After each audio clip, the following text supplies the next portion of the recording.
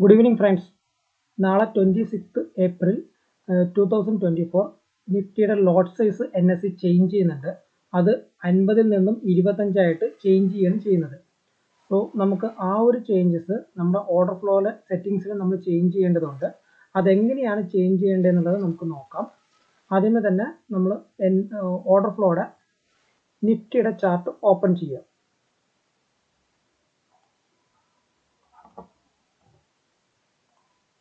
Normal പ്രൊസീജിയറിൽ തന്നെ നമ്മൾ നിഫ്റ്റിയുടെ ചാർട്ട് ഓപ്പൺ ചെയ്യുക. ഏറ്റവും ടോപ്പിലായിട്ട് തന്നെ ഇൻഡിക്കേറ്റർ എന്നുള്ളൊരു ഓപ്ഷൻ വരുന്നുണ്ട്.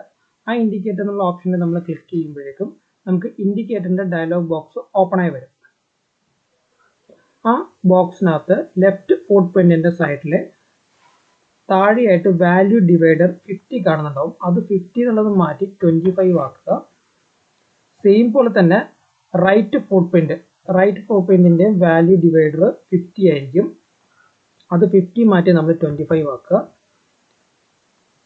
ഒന്നുകൂടി സ്ക്രോൾ ഡൗൺ ചെയ്യുമ്പോഴേക്കും ബാർ സ്റ്റാറ്റിക്സ് ഉണ്ടാവും. ബാർ സ്റ്റാറ്റിക്സിലും വാല്യൂ ഡിവൈഡർ 50 മാറ്റി 25 ആക്കുക. അതിന് തൊട്ട് താഴെയായിട്ട് സ്റ്റാറ്റിക് ഗ്രിഡ് വരുന്നുണ്ട്. സ്റ്റാറ്റിക് ഗ്രിഡിലും നമ്മൾ 50 മാറ്റിയിട്ട് 25 ആക്കിയതിന് ശേഷം അത് ഓക്കെ കൊടുത്ത് നമ്മൾ സെറ്റ് ചെയ്യുക.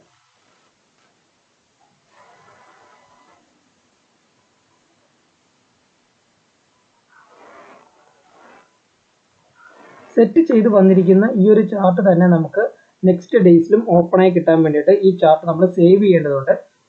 അതിനായിട്ട് ചാർട്ടിൽ റൈറ്റ് ക്ലിക്ക് ചെയ്യുക, ടെംപ്ലേറ്റ്സ് സെലക്ട് ചെയ്യുക, സേവ് ആസ് എടുക്കുക.